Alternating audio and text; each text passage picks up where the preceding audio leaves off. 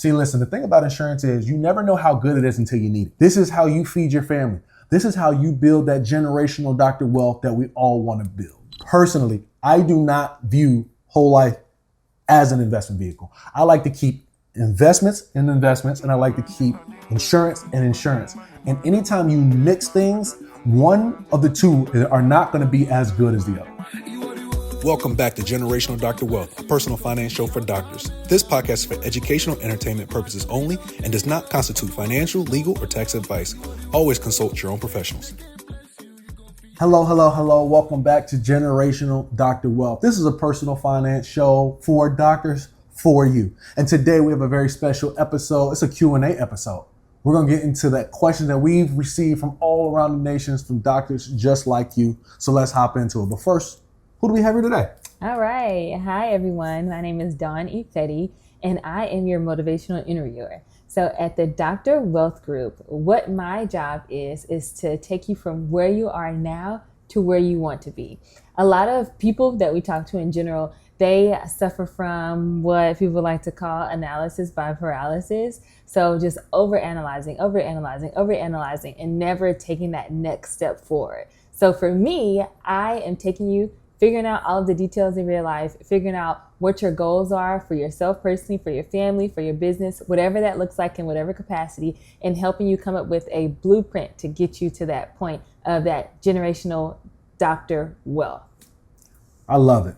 So her main job, like she's already said, is to actually basically come up with two main answers: where we are today and where we're going. Because once you know exactly where you are currently and you figure out where you want to go, the rest is what it is. It's like you putting in your destination into a GPS. It knows exactly where you are and it knows exactly where you want to go.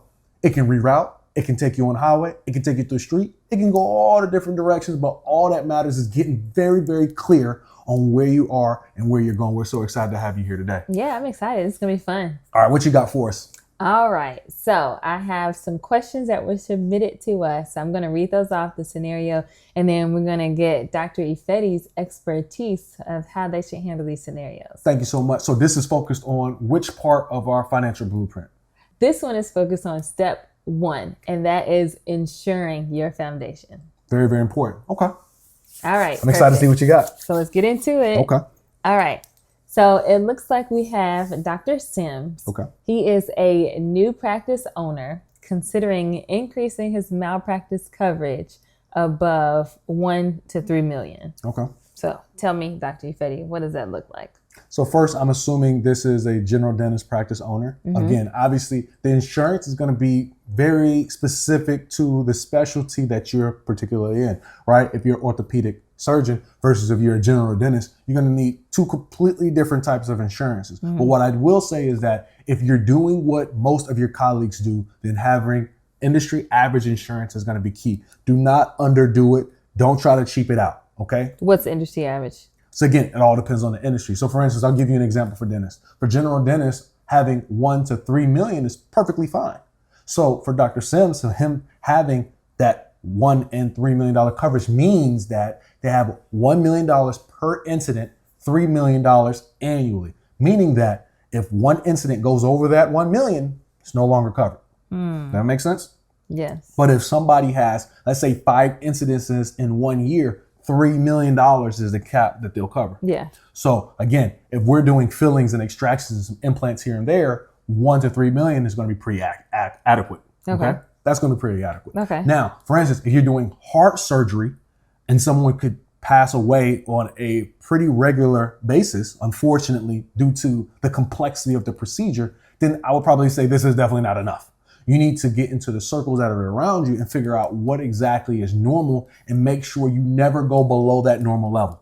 So question for you. Yes. If there is a dentist, so although he's a general dentists have the autonomy to, of course, with expertise and CE and things like that, they have the autonomy to essentially do anything because you learn essentially everything in dental school. So if they do kind of dabble into those specialty fields of implantology, orthodontics, surgery, or anything like that, should they then seek a higher coverage since those procedures may need more coverage than 1 million, well, 1 in 3 million? That's a really good question. And I definitely suggest that if the level of the complexity of what you're doing is above the average, then you probably want to go above average on your coverage. Okay. And again, it might cost you $50 a month extra to get that additional coverage. But when you think about it, do it. I mean, that's one extra meal, maybe 2 extra meals in a month. Get the proper coverage for the scope of work that you were doing. So again, it's important for you to understand, not only do you want that kind of coverage, but do you need any kind of additional coverages on top of that, because you might be stepping out of the scope. You want to talk to your carrier to make sure that, let's say if I want to do Botox in my practice, is this covered underneath my professional liability insurance? See, once you start stepping out of the scope of what's known as general for your particular area, you need to get very particular with your carrier to make sure they have what exactly you need coverage for. So did your carrier personally, when you spoke with them, did you give them, hey, I do this in the practice, and does that fall under my scope of insurance coverage? Yes, when I was onboarded, one of the things they're going to ask you is like the scope of your work. Okay. So I'll tell them, okay, I do implantology within our practice. We do third molar extractions. We do oral conscious sedations. And from there, they'll adjust your rate to the procedures that you do. So now that's why you want to be very honest. Don't try to, I don't actually do this. Cheap it out. No, don't do. This is not an area, insuring your foundation is not where you want to cheap it out. This is where you want the Cadillac of insurances. Okay. See, listen, the thing about insurance is you never know how good it is until you need it. Very true. So you Any want to, insurance. exactly. So you want to make sure you do your research, you ask others. And if your carrier is not asking you what type of procedures you're doing, or they're not being very explicit in what they will and will not cover, you need to start asking questions. Because again, this is your license. This is how you feed your family. This is how you build that generational doctor wealth that we all want to build. Okay. I think you hit on some very good key points. One, don't cheap it out. Make sure you get coverage that's actually going to cover you in the event that you need covering. Absolutely. 2, it is depending on if it's 1 in 3 million. What are some other type of plans that you've seen? 2 to 6 is very common as well for a lot of dentists. And again, but for medical professionals, for pharmacy, whatever it is, you're going to need some type of insurance. I've even seen individuals who do ASL, like sign language. They get insurance to make sure that what they're signing is actually accurate. Which, I mean, that's very important. Again, if you're in medical ASL and you're doing sign language and you interpret something wrong, and somebody gets the wrong procedure, you're liable for that. Yeah. So regardless of what area you're in, whether it be dental hygiene, whether it be nursing, whether it be ASL, whether it be oral surgery, whatever it is like that, there is a level of coverage that is usually adequate for most providers within that realm. You want to find what that is, and you never want to be caught on the outside. You want to be where everybody else is, because that's the safest point. Okay. So Cadillac insurance. Absolutely. Be very aware of what your coverages are, the range is. So the first number would generally be that per incident. So if it's 1 in 3, that 1 is covering 1 million per incident. If it exceeds the 1 million, then it's not covered. That means you need to increase your coverage. And the 3, that second number, would be your total amount of incidents. So that policy, coverage for the total amount of incidents. And 3, if your, what would it be? Maybe like a rep. If your rep isn't asking you specific questions on the type of procedures that you're doing, you, either need to start asking questions yourself or seek another rep, because they're not gathering the adequate information for you to get the plan that covers you the best. Absolutely. Okay. That's good. What you got for me? I love that first question. I'm excited for the next one. Okay. So depending on what Dr. Sim's situation is, he needs to increase, but it just depends on what he's doing in his practice, essentially. With 1 to 3 million, Dr. Sims, being a general dentist, should be okay. Okay. But if they're doing something that is not in the scope of general dentistry, then they probably want to reevaluate with their particular care. Okay. Bread and butter, 1 in 3, good. If you've been listening to the show, you probably heard us talk about the Doctor's Blueprint, the 9-step framework that helps doctors go from 6-figure debt to financial freedom. But a lot of listeners have asked the same question: how do I apply this to my own situation? That's exactly why we created the Dr. Wealth Blueprint Plan. It's a personalized financial roadmap designed specifically for doctors.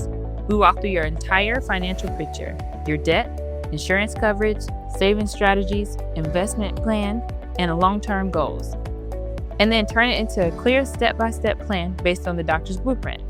If you're interested, just text the word blueprint to 704-336-9313, and we'll send you the details and application. Again, that's blueprint to 704-336-9313 to learn more about the Dr. Wealth Blueprint Plan. All right. So our second scenario, we have Dr. Alvarez. Okay.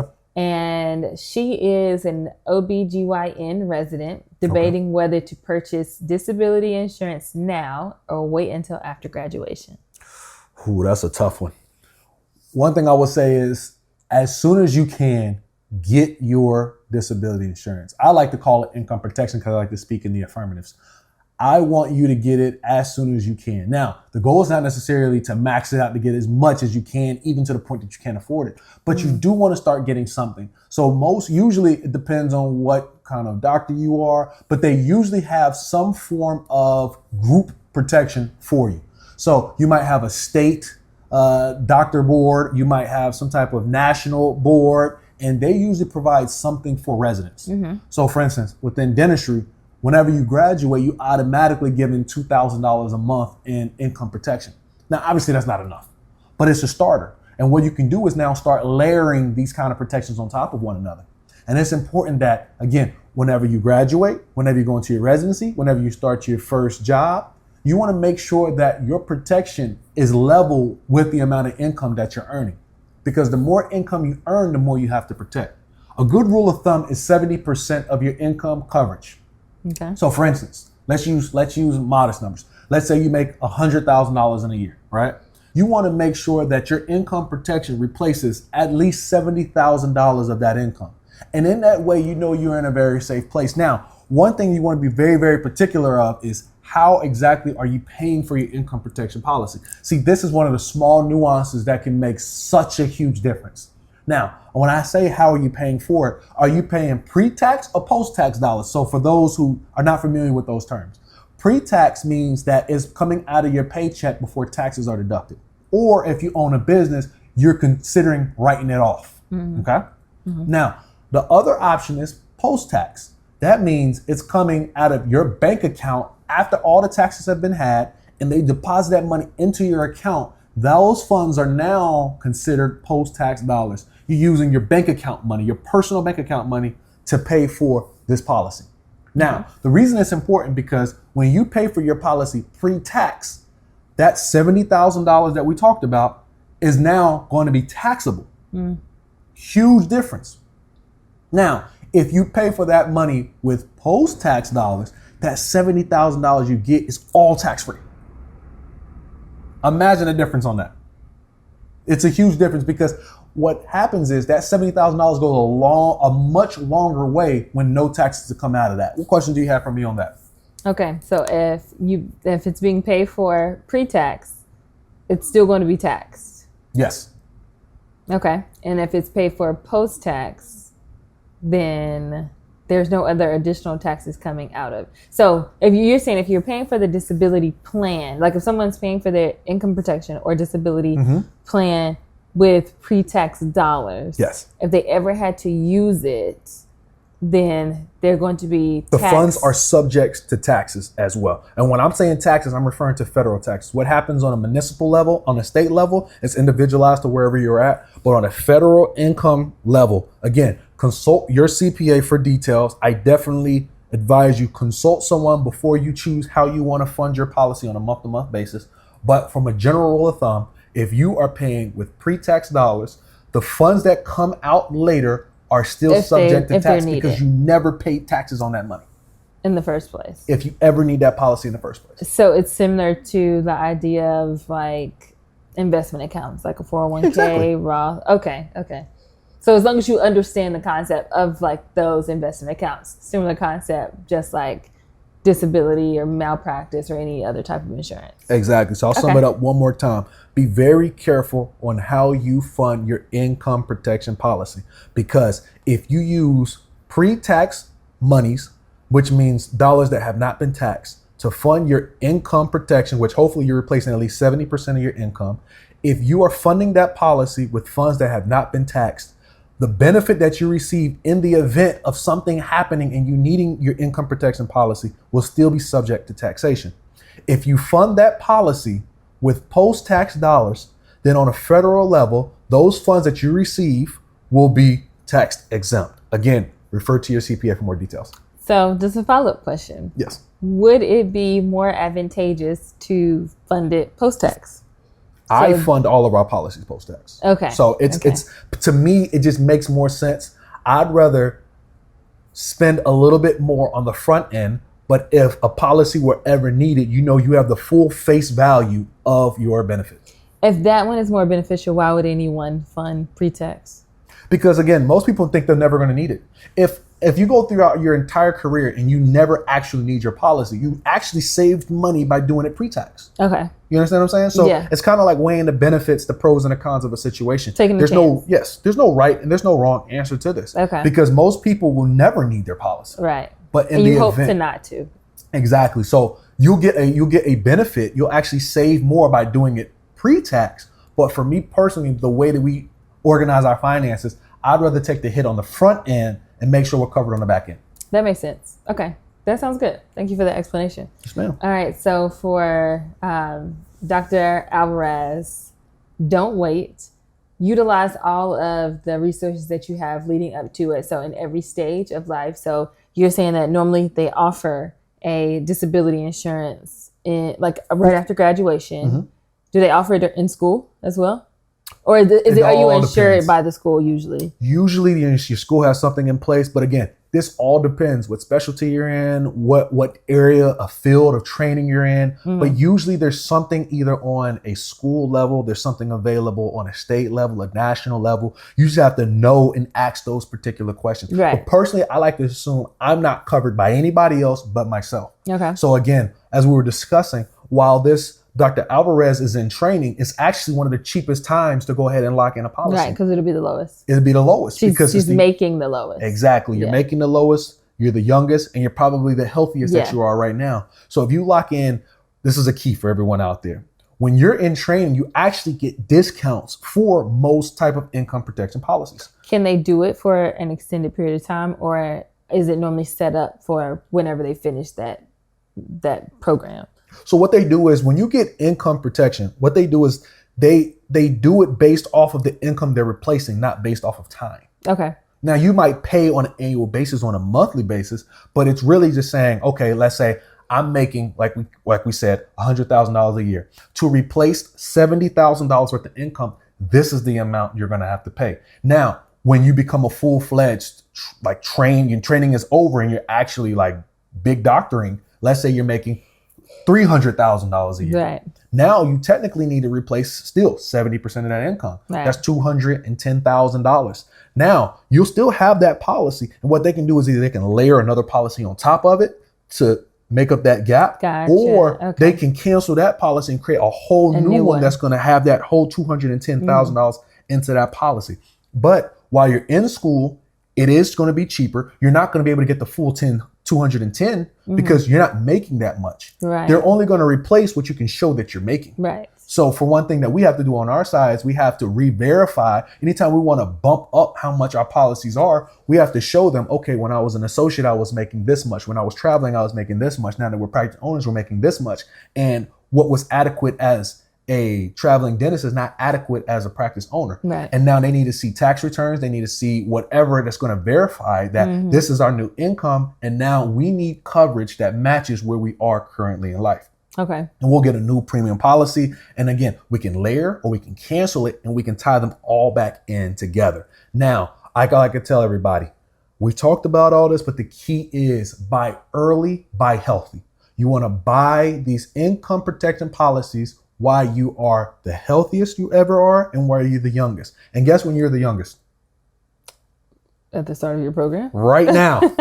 Right now, you're the youngest. Trick question. So it's a trick question. You want to buy these policies as soon as you can. And again, you don't have to get all the policy at once. Get what you can afford and layer it on as time goes on. Okay. So ultimately, it is the physicians, the provider, whoever it may be, it's their responsibility to increase their policy. Absolutely. Okay. Yep. Key takeaway.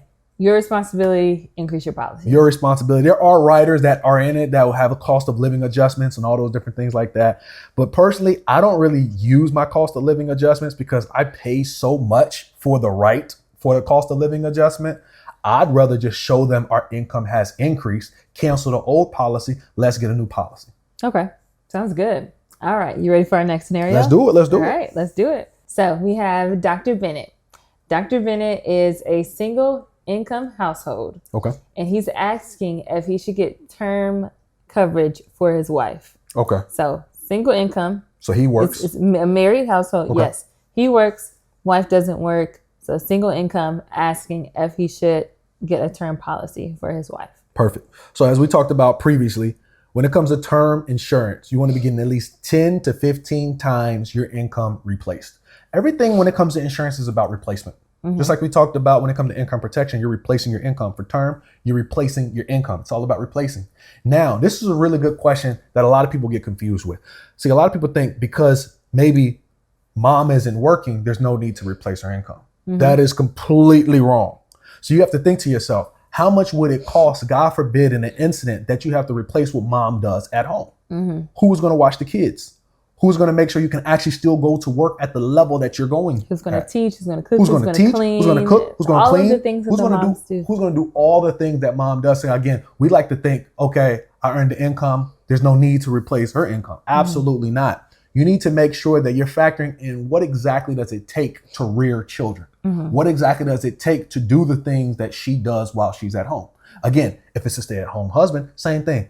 What does it take to replace what he does at home? So putting a value to what they do. You have to, I know it seems weird, but you have to actually put a value to it. And if you don't want to put a value to it, just get yourself $1 million term policy. Just call it a day. All right. But if you want to actually get strategic about this, the best way to do it is to actually sit down and calculate how much does it cost and how long will it cost? Again, if a child was just born at 1 year old, you got to start planning 18 years in advance because, again, you're replacing 18 years worth of time. Yeah. Again, let's say if everybody's senior in high school, that's less time that you're going to have to replace because everybody's self-sufficient at that point. So you got to really start layering in what exactly does it look like for our exact life. Does that make sense? Yeah. And so even as you were talking, I was thinking, like when we were looking up numbers the other day of like just childcare. So if like someone had to get childcare for their children, say they had a toddler or an infant, and they still wanted to have maybe 3 or 4 more kids. So even if the wife was still going to be at home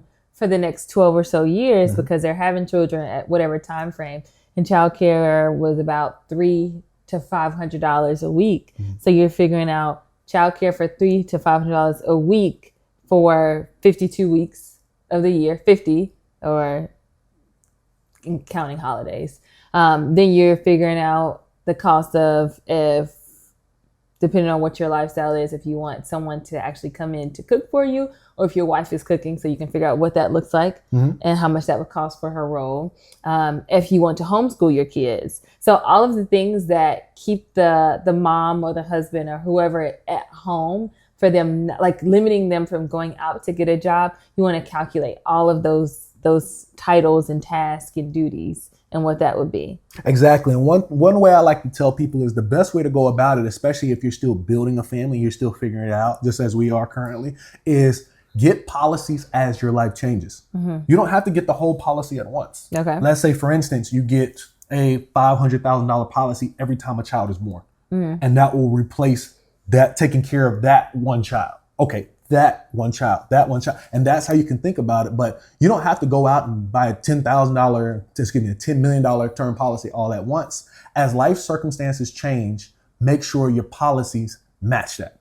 That's good. Okay. So for Dr. Bennett, get the term policy for his wife to replace whatever income she could have made if she was actually out working. And that should be 10 to 5 times what her income would have been or his income. It's going to be 10 to 15 times. 15, not 5. Yes. 10 to 15 times the income of that person. But again, since she is not earning an income, you have to think about 10 to 15 times the expenses that she's replacing on an annual basis. Okay. So again, by her staying home, if she's saving you guys as a household, $60,000 a year, you need to replace about $600,000 to $900,000. That's $1 million term policy you have to get. See, and sometimes I like actually doing this because it'll actually help you realize how much she's actually doing at home. Yeah. See, when you don't put a monetary value on it, it's kind of hard to appreciate all the nuances. But when you have to sit down and say, okay, she's homeschooling. Okay, how much would it cost for us to bring in a homeschooler? All right, cooking meals on a daily basis. How much would it cost for a personal chef? Okay, how much would it cost for a personal shopper? Okay, how much would it cost for somebody to pick up and do dry cleaning? Okay, how much would it cost for somebody to help me strategize and do business planning for the long-term future? Like, these are a lot of different expenses that, because it happens and you get it for free, you think that it doesn't actually exist. It's actually an expense that you will occur in the future if somebody has to be replaced, and God forbid that scenario ever happens. All right. Okay, good. Perfect. All right.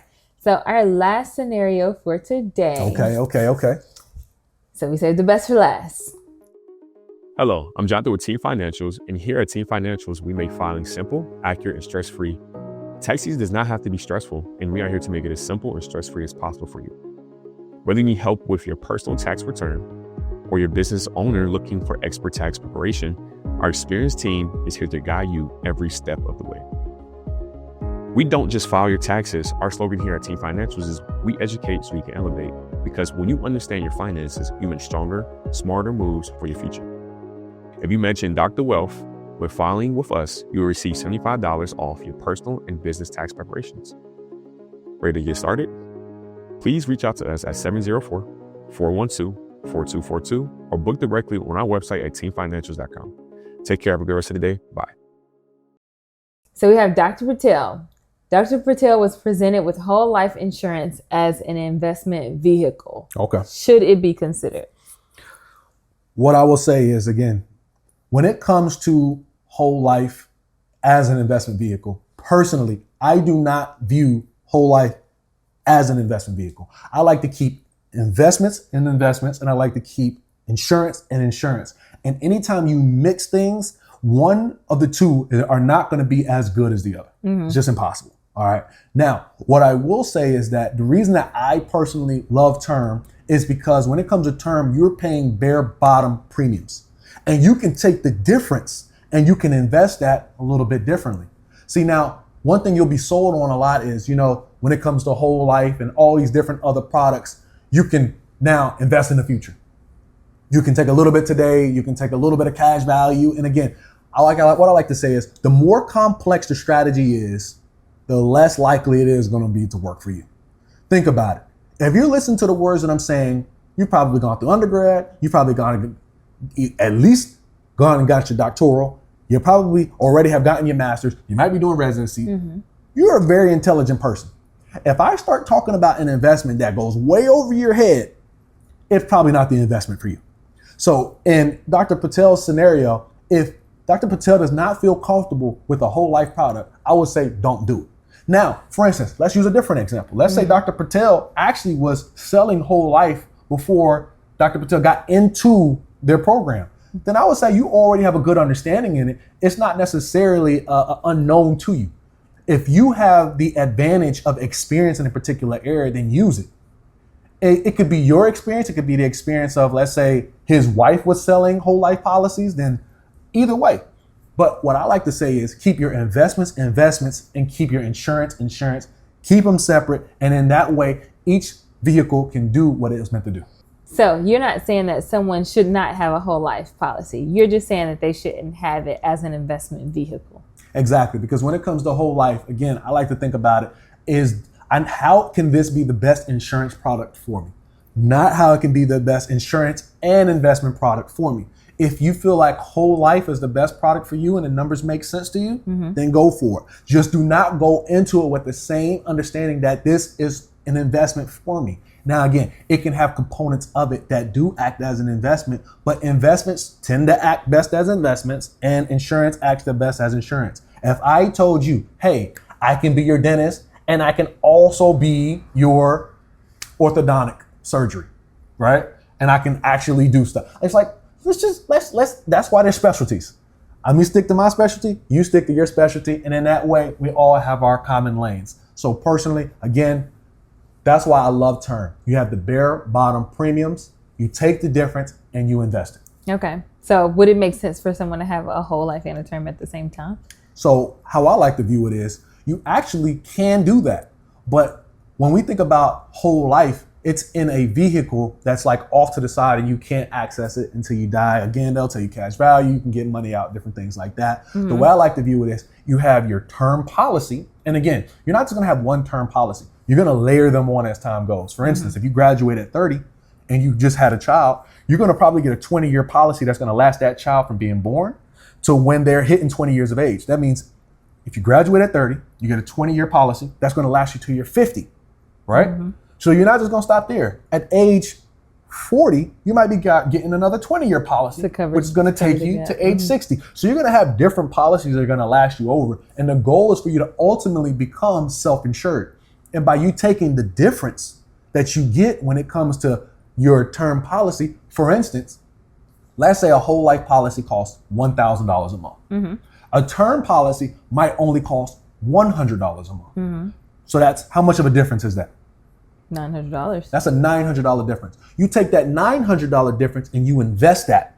Okay. And what's going to happen is what you would have bought with $1,000 for a whole life, let's say it's $1 million policy, that $900 you consistently invest every single month is eventually going to go much past that $1 million. Okay. So you technically going to have a term and you're going to have a whole life. So, sorry. No, it's good. I was going to say, so it's important to do the research to know what the difference would be between the two insurances. Absolutely. So do the research of how much a whole life would be. Do the research of how much a term would be if you're leaning more towards getting a term policy, but then having that money available to still invest that money, whether you invest it into stocks or you give it to a broker for them to invest for you.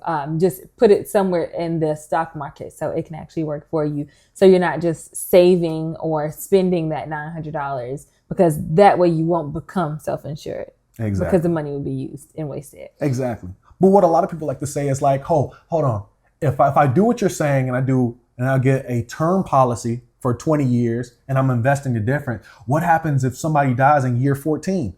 I've only been able to save up 100,000, but I needed $1 million. That's the point of the term policy. That's the point of the term policy. Not only do you get the $1 million from the term policy, but you also get to keep everything that you saved. So now you don't just get $1 million from the whole life. Invest it. Invest it, excuse me. Not just save, but invest it. So not only do you get the $1 million, but you get the 100,000 that you got invested. Now you get $1.1 million, and now you're in a really solid place. And that's why I like the term invest the difference approach, because it gives you both sides of the coin and you're in control.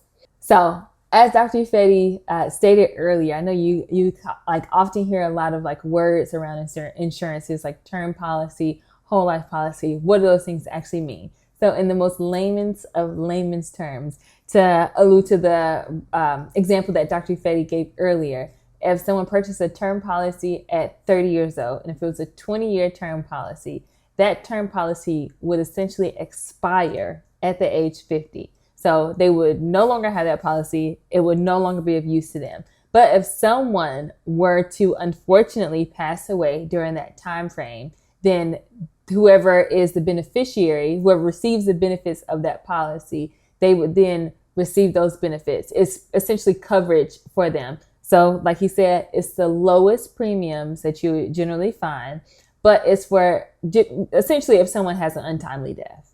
So that's why those policies are beneficial. And as he's saying, so get the term and invest the difference. You would get that term, invest the difference into the stock market so that money can work for you, just as we talked about in all of the other scenarios, and as we will continue to talk about over the course of the blueprint and what that looks like.